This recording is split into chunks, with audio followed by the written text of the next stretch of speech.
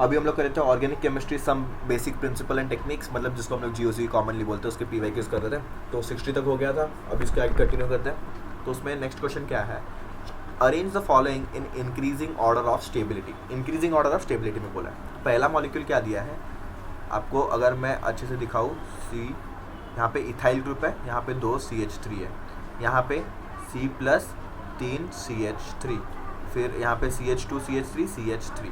देखो सबसे less stable तो E वाला हो जाएगा आपका, 5 स्पीशीज़ दिए हैं, सबसे इसमें दो CH3 है। ओके, सबसे लेस स्टेबल तो E हो जाएगा आपका। सबसे ज़्यादा स्टेबल कौन होगा, देखो यहाँ पे 2 इथाइल है, सॉरी 2 मिथाइल और 1 इथाइल, यहाँ पे 3 मिथाइल है।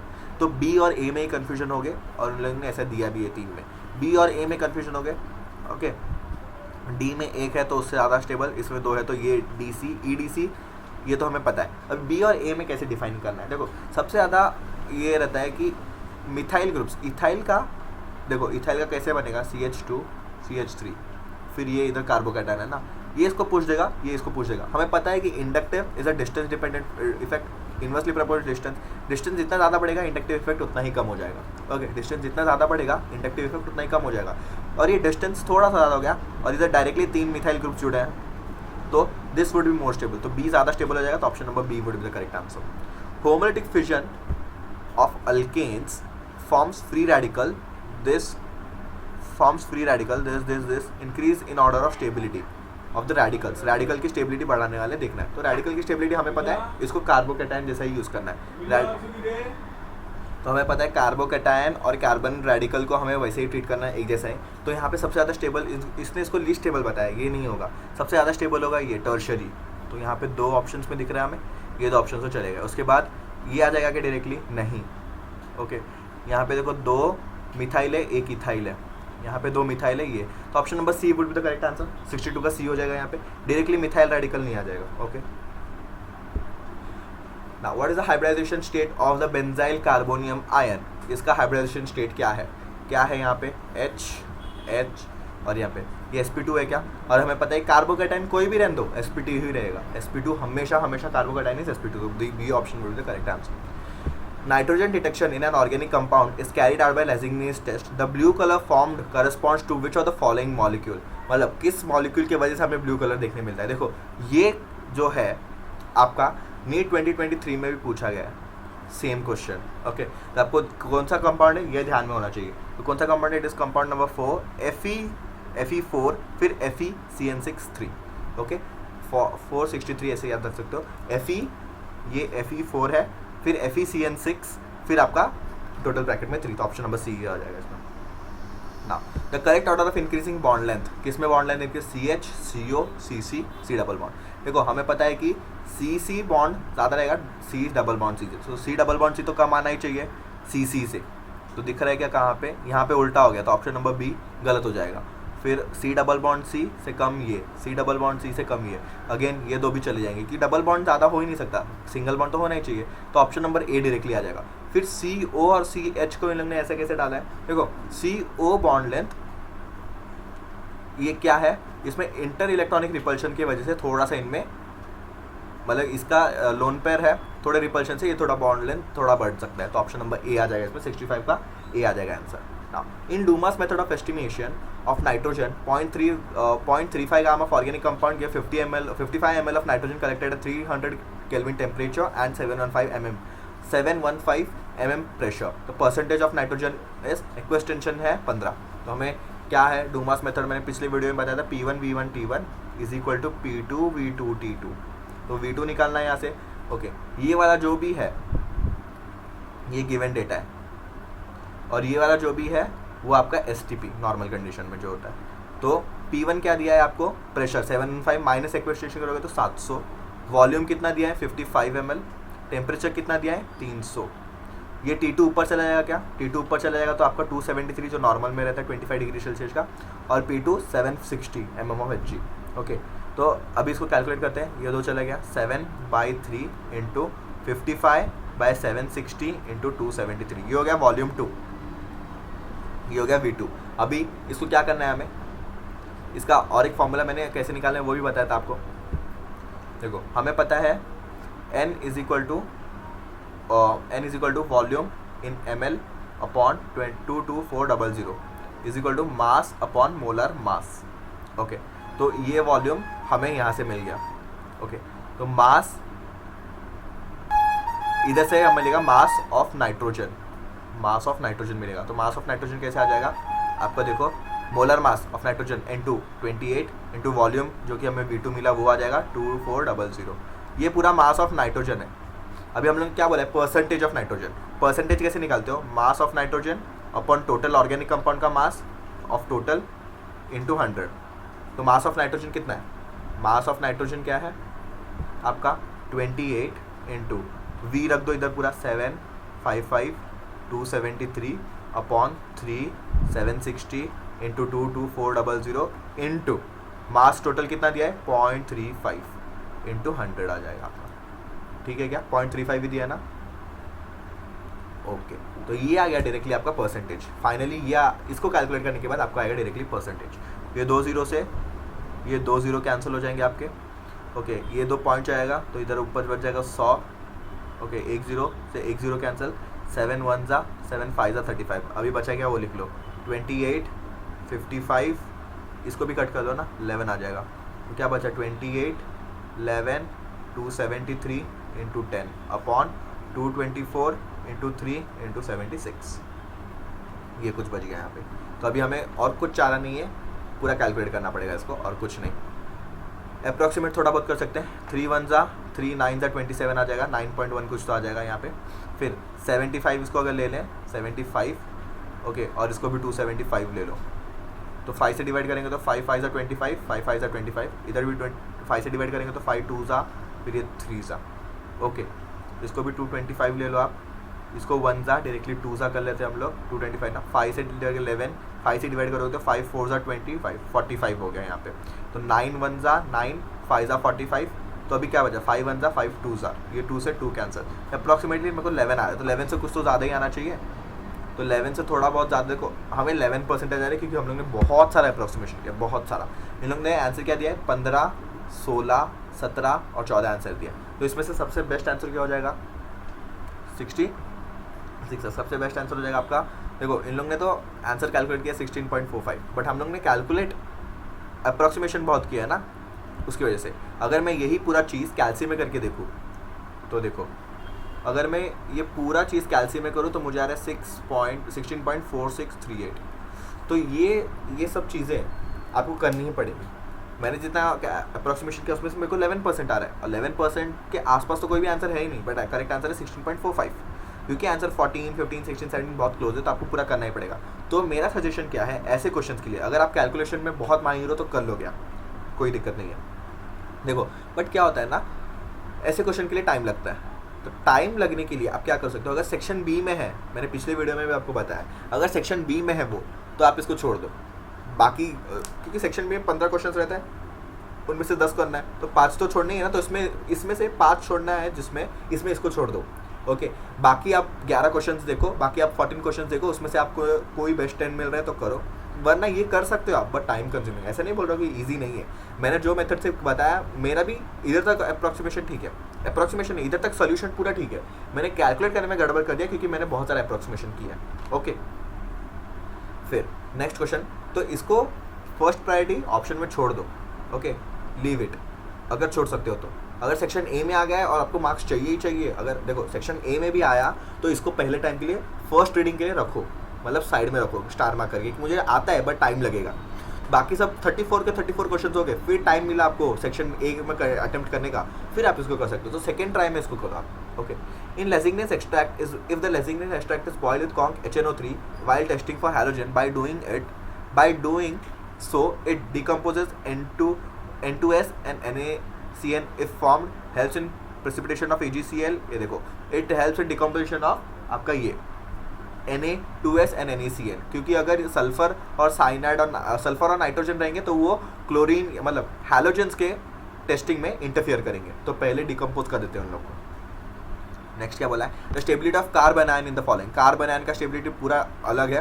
देखो इसमें कार्बन आयन नेगेटिव चार्ज यहाँ पे स्टेबल है sp कार्बन पे ऊपर। ओके, यहाँ पे sp2 कार्बन के ऊपर स्टेबल है, यहाँ पे sp3 कार्बन के ऊपर है, और यहाँ पे वापस sp ही आ जाएगा आई थिंक सो, क्योंकि ओके हाँ, इन दोनों के बीच में फ़र्क क्या है, ये दो स्ट्रक्चर के बीच में, ये भी sp है ये भी sp है, बट यहाँ पे देखो एक अल्काइल ग्रुप है, यहाँ पे दो अल्काइल ग्रुप्स है, तो दो पुशिंग ग्रुप्स है, तो ये थोड़ा लेस स्टेबल रहेगा। सबसे ज़्यादा स्टेबल क्या रहेगा, sp, क्योंकि sp का इलेक्ट्रोनेगेटिविटी sp2 से ज़्यादा है और sp3 से भी ज़्यादा है, तो ऐसा कुछ इलेक्ट्रोनेगेटिविटी है, तो इसके बेसिस पे ये ज़्यादा हो जाएगा, तो ये दोनों में sp1 और 3 दोनों ज़्यादा रहेंगे फ्रॉम 2 फ्रॉम 4।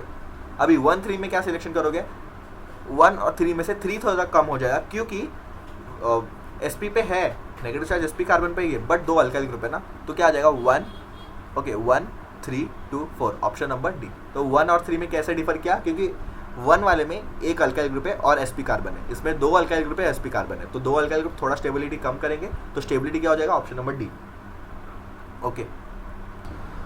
ओके देखो, इन लोग ने हमारा आंसर तो करेक्ट है, इन लोग ने क्वेश्चन में इस ऑप्शन को चेंज कर दिया। इन लोग ने इस ऑप्शन को कैसे दिया मालूम है, R2C double bond CH negative, तो इस केस में ये sp2 हो गया, क्या ये sp2 हो गया।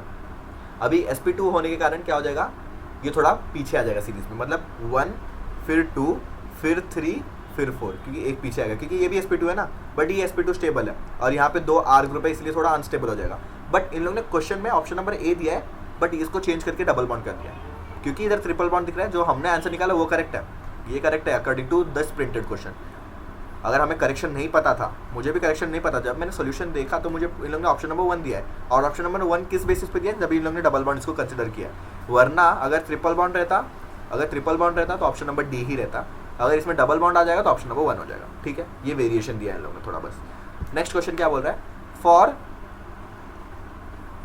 अभी 1 2 3 के लिए the increasing order of nucleophilicity would be, nucleophilicity मतलब डोनेट करने की कैपेसिटी किसकी ज़्यादा रहेगी, कैपेसिटी। देखो I बहुत बड़ा ग्रुप है, इसका एटॉमिक नंबर 52 पे जाता है, 52 53 पे जाता है एक्चुअली में। ओके, तो बहुत बड़ा ग्रुप है, उसके ऊपर नेगेटिव चार्ज ठीक है, तो इसकी टेंडेंसी सबसे कम रहेगी, फिर Br की, फिर Cl की। Cl का छोटा साइज है और वो उसके पास नेगेटिव चार्ज बहुत क्राउडेड है, तो वो फटाक से चाहेगा कि दे दे। न्यूक्लियोफिलिसिटी किसकी ज़्यादा रहेगी, ओके, तो क्लोरीन दे देगा। अगर ये लॉजिक से आपने कर दिया तो आप गलत हो जाओगे। क्यों, क्योंकि डाउन द ग्रुप हमें पता है कि इलेक्ट्रोनेगेटिविटी डिक्रीज हो रहा है। इलेक्ट्रोनेगेटिविटी क्या है, electronegativity is a capacity to hold the electrons. तो आयोडीन के पास इलेक्ट्रॉन होल्ड करने की इतनी क्षमता नहीं है, आयोडीन का जो न्यूक्लियस है वो आपके इलेक्ट्रॉन से बहुत दूर है, तो ये इलेक्ट्रॉन फटाक से किसके पास भी चल जाएगा। तो nucleophilicity increases down the group because of electronegativity. यहाँ पे इलेक्ट्रोनेगेटिविटी डोमिनेंट इफेक्ट है, ना कि आपका रिपल्शन थ्योरी। ओके, रिपल्शन वाला इस केस में नहीं आएगा, जो कि हम लोग लॉजिक पहले लगाया था। मतलब कोई बच्चे ऐसे भी लॉजिक लगाते हैं, ओके, कि इसका साइज बड़ा है तो ये स्टेबल हो जाएगा, नेगेटिव चार्ज ऐसा, ये लॉजिक से आप 4th मार्क कर लोगे। But according to electronegativity down the group increase हो रहा है, सॉरी डिक्रीज हो रहा है, क्योंकि down the group metallic character आता है, हमें पता है। और अगर साइज की बात करें तो आयोडीन का न्यूक्लियस और आयोडीन का इलेक्ट्रॉन बहुत दूर है, ओके, कुछ अट्रैक्शन नहीं, फटाक से दे देंगे, मतलब फटाक से चले जाएगा ये। Which amongst the following is most stable carbocation, again बहुत बेसिक, सबसे ज़्यादा तो यही है ना, ऑप्शन नंबर डी आ गया। अरेंज करने नहीं बोला, खाली बोला है कि मोस्ट स्टेबल, तो 70 का आ जाएगा डी वाला। Okay, the best method for preparation of naphthalene and benzoic acid from the mixture is, sorry separation not preparation, separation of naphthalene और बेंजोइक एसिड। देखो हमें पता है नैफ्थलीन वॉलेटाइल है, तो हम लोग सब्लिमेशन कर देंगे। क्या सब्लिमेशन करेंगे तो नैफ्थलीन उड़ जाएगा, उसको हम लोग दूसरे जार में कलेक्ट कर देंगे, बेंजोइक एसिड आपका बचा रहेगा, तो 71 का बी ऑप्शन करेक्ट हो जाएगा। ओके, नेक्स्ट क्या, the molecular formula of diphenyl methane is this, diphenyl methane जो कि हमें दिया है यहाँ पे स्ट्रक्चर में। How many structural isomers are possible when one of the hydrogen is replaced by chlorine atom.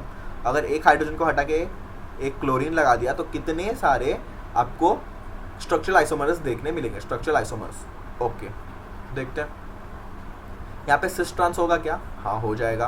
क्या इसमें ये हो जाएगा, सिस ट्रांस बोल रहा हूँ मैं, ई और जेड होगा, सिस ट्रांस के लिए नहीं होगा। देखो CHCl फिनाइल और फिनाइल, सिस ट्रांस के लिए आपको ये तो होना चाहिए ना, पहली बात तो क्या बोल रहे हैं लोग, डबल बॉन्ड, मतलब रेस्ट्रिक्टेड रोटेशन साइट है क्या, नहीं है इसमें, तो ये तो होने नहीं वाला सिस ट्रांस, और ये ऑप्टिकली एक्टिव भी नहीं है। तो इन लोगों ने बोला क्या एक्चुअली में, देखते हैं क्वेश्चन में बोला क्या, अच्छे से पढ़ते हैं। How many structural isomers are possible when one hydrogen is replaced by chlorine atom. अच्छा, मतलब किधर से भी अगर आप एक हाइड्रोजन निकालेंगे तो डिफरेंट कितने डिफरेंट स्ट्रक्चर्स बन सकते हैं। ओके, तो हम लोग पहले डायग्राम बना लेते हैं। ऐसा, ये CH2 ऐसा।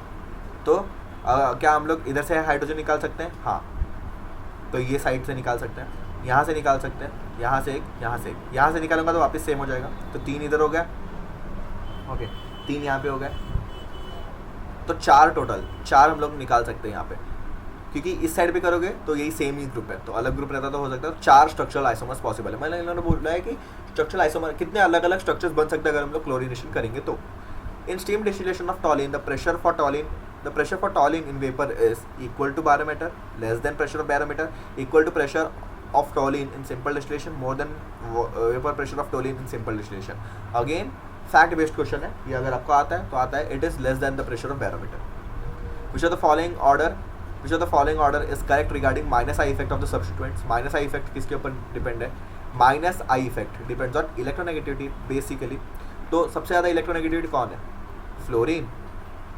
फिर इसमें देखो ये न्यूक्लियोफिलिसिटी को मतलब इलेक्ट्रो आपके माइनस आई इफेक्ट को कम करेगा, क्योंकि आर ग्रुप जुड़ा है, इधर 2 आर ग्रुप जुड़े तो और कम हो जाएगा। तो ऑप्शन नंबर सी आ जाना चाहिए इसका most probably. Okay, most probably आपका ऑप्शन नंबर सी आ जाना चाहिए। नेक्स्ट क्या है आपका 75th, which of the following compound is resistant to nucleophile attack by hydroxyl ions? Hydroxyl ions से अटैक से कौन बच जाता है? Methyl acetate. मिथाइल एसीटेट कैसा दिखता है आपको? मिथाइल एसीटेट मतलब एस्टर है ये, मिथाइल एसीटेट। एक्रेलोनाइट्राइल CH3CN। फिर आपका एसिटामाइड CH3CH2NH2 एसिटामाइड। सॉरी ये तो अमीन हो गया ना, अमाइड है वो, तो ये आ जाएगा। और क्या दिया? डाई इथाइल ईथर मतलब इथाइल ओ इथाइल। तो इन्होंने क्या बोला है? न्यूक्लियोफिलिक अटैक से कौन बच जाता है? न्यूक्लियोफिलिक अटैक से कौन बच जाता है? आपको पता है ether does not show nucleophilic attack, क्योंकि ऑक्सीजन के पास 2 लोन पेयर है, 2 लोन पेयर होने के कारण क्या हो जाता है, और इसका बेंड स्ट्रक्चर रहता है। ओके, बेंड स्ट्रक्चर रहता है, तो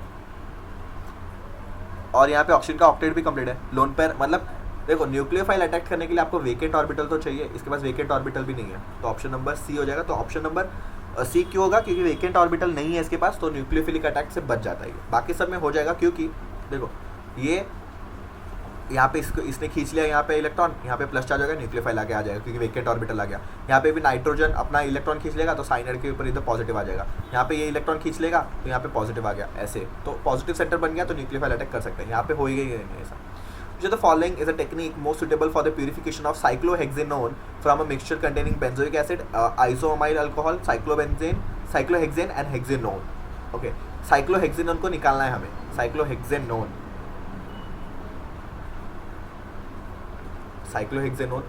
ओके, साइक्लोहेक्सेनोन मतलब बेंजीन ने बोला साइक्लोहेक्सेनोन सिर्फ।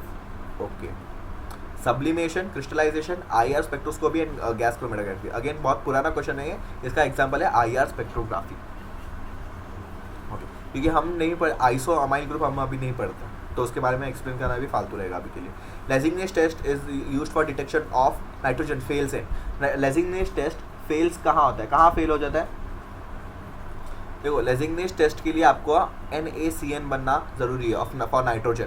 नाइट्रोजन के लेजिग्नेस टेस्ट में बहुत सारे नाइट्रोजन, सल्फर, हैलोजन सबके लिए, बट नाइट्रोजन के लिए आपका NaCN बनना बहुत ज़रूरी है। बट किसके पास कार्बन नहीं है? इसके पास कार्बन है, फिर आपका इसके पास कार्बन है, इसके पास कार्बन है। अमाइड के पास कार्बन नहीं है, आप सॉरी हाइड्राजीन, ये हाइड्राजीन स्ट्रक्चर है, वो कार्बन नहीं है। HCl तो अलग है। HCl क्या बता रहा है? HCl बता रहा है कंडीशन में, किस कंडीशन में है वो। बट NH2 हाइड्राजीन के पास कार्बन नहीं है, तो ये कम बनेगा ही नहीं, सोडियम साइनाइड बनेगा नहीं, फिर नाइट्रोजन कैसे डिटेक्ट होगा? A is lighter phenol, B is an aromatic carboxylic acid. Separation of following molecule can be carried out easily by sodium carbonate के use से। Again primitive question. Which of the following carbocation is most stable? Most stable carbocation देखो यही आ गया, option number C। In sodium fusion test of organic compound, the nitrogen of the organic compound is converted into sodium cyanide। अभी हम लोग ने बोला Kejdahl's method is used in the detection of nitrogen। Okay, Dumas method भी nitrogen, Kjeldahl method भी nitrogen. Lassaigne's test is used for analysis of nitrogen, chlorine, sulphur, सबके लिए होता है। ओके, तो बेसिक क्वेश्चंस हो गए GOC के, बहुत अच्छे। ओके, तो हमारा यहाँ पे GOC खत्म होता है।